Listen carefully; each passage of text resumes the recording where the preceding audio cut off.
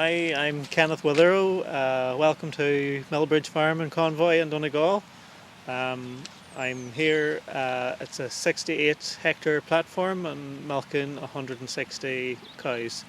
I've been part of the Aurivo Focus Farm Profitability Programme for the last 3 years, and just going to tell you a bit about it. So Kenneth, we're here today on your farm in Milbridge Farm in Convoy in County Donegal. So if you'd like to give us a bit of history of the farm. Right, it's a family farm. I came home after college. I studied in Greenmount and came home and have been farming here. Worked alongside my dad and our manager Niall, and eventually took over from Dad and have been made gradual changes to the way things were and improving on them all the time. Yep. So when you started here on the farm, Kenneth, how many cows did you have in the beginning? I suppose when I first came home we were milking between 90, working up to 110, 120. All pedigree Holstein Friesian cattle. We did a lot of showing and that, and now we've broken away from that and we're more the less extreme animal now. We're Friesian. We didn't go down the crossbred route, but more sturdier animal, and we're milking 160 at the minute. Okay. So what was your decision, Kenneth, to change your breeding policy, or why did you decide to change that? Well, I suppose we've grown up with it, and it was part of what I knew. I suppose then I started with a local discussion group, and we were the only ones. Everybody else was going the other route, and I suppose fertility, breeding, we had a lot of lameness. There was a lot of problems with the more extreme animal, and just time to change. Yeah. So you now base all of your breeding and all of your decisions and choosing bulls on EBI. Yes. So you started off. What did you start off of an EBI of at that time, and how far have you got now? Well, I suppose we started our bull selection. We work in a tighter bull selection program, selecting bulls for EBI, for solids, for fertility. Beforehand, it was all on type for the show animal. It's completely different.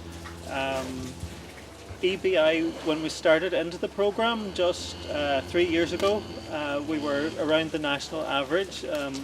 We were about the 60-64 level of EBI. We've gone up now to the 170, and this year's heifers coming in are all over the 200 mark. So okay, so working our way up, yeah, gradual, yeah. So you would find a financial benefit then from changing from your previous breeding policy to this breeding policy? Yes. I suppose milk solids have improved. We've gone from 3 years ago, just at the beginning of the program, we were at around the 390 kilos of milk solids, to finishing now at the end of this year, hoping to average about the 475 or around there. Before you joined the program, your grassland management, what was it like? And I suppose how has the program benefited you to run a more cost-efficient program? Yeah, well, I suppose since we started the program, we've been putting a lot more energy into our soil fertility and soil testing. We would have taken soil tests in the past, but not really utilised the results. We have tried to improve the soil and liming on a regular basis when necessary, and correct fertiliser, and we started using pasture base and grass measuring. We hadn't measured beforehand. So measuring now, we're making a lot more utilisation of the ground. Roughly 3 years ago we were growing just around the 10 tonnes. We've improved that to growing around 12 tonnes. And better utilisation in general. We spent a lot of money on roadways and infrastructure in the ground as well, so we're doing a lot less damage to the ground and improving your biodiversity and your water quality as well through managing the nutrients. And a lot of fencing stuff and environmental work. We're gaining a lot more from grass. We're feeding a lot less meal.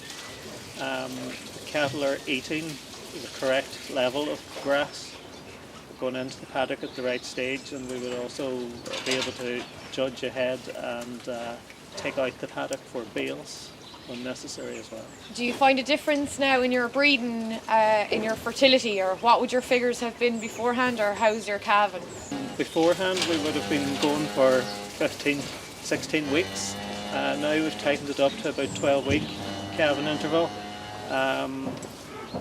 We have a lot less problems with calving, with smaller calves, less extreme animal. Beforehand, we would have had about 23-25% empty. This year, 10% empty. That's excellent. And the heifers behind us here, we had 100% success rate in the scan. Well, just before we entered the programme 3 years ago, we had started work on revamping the milking parlour. So we created a complete new parlour in the existing building, going from 12 units to 20 units. That has just made life a whole lot easier, and we invested in roadways and infrastructure there. So access to ground, we've utilised it a lot better. It has also helped. Is there anything you'd like to say to people who never take bales out, who were like ye, I suppose, years ago, who wouldn't take the bales out, or what was your motivation now to take the bales out? We find in August, September, when the weather starts to turn, it's like gold putting it back in, like you have very high DMD, and the solids and everything goes up very well in the back end of the year. We wouldn't be opening pits now to November. Very good high quality yields. The cows are also out a lot earlier, because we're out at grass with the cows nearly a whole month earlier than what we were. So your kilos of milk solids, how have they advanced in the years ago? Gone from 390 3 years ago at the start of the programme to 474 for the end of this year. And the yield slightly up as well in the 3 years. Very good. So you'd find that's to do with the grass and breeding. That's a combination of both.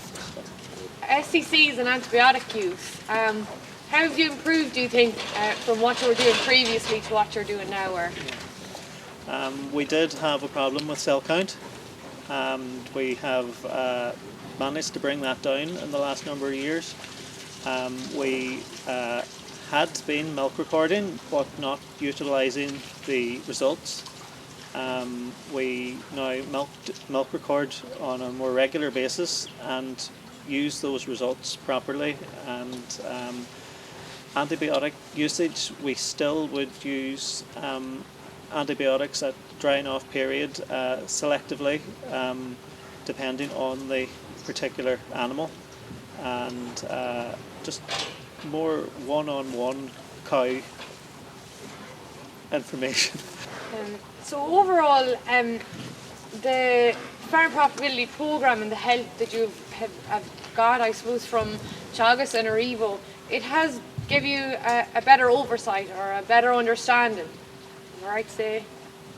Yeah, like we have been doing a lot of things that we haven't done before, but all of it of benefit and of advantage to us, from the grass measuring to soil fertility, breeding. It can all help, and as we go further down the road, only improve things. So Kenneth and Niall, looking back at the previous 3 years and looking forward to the next 5 years, what's your perspective of the last 3 years, and what's your perspective of looking forward, where you're going? Well, we've gained an awful lot of information and knowledge from the programme. I would recommend it. It's just brought us on leaps and bounds with our breeding programme, with our grassland management, the parlour and lifestyle.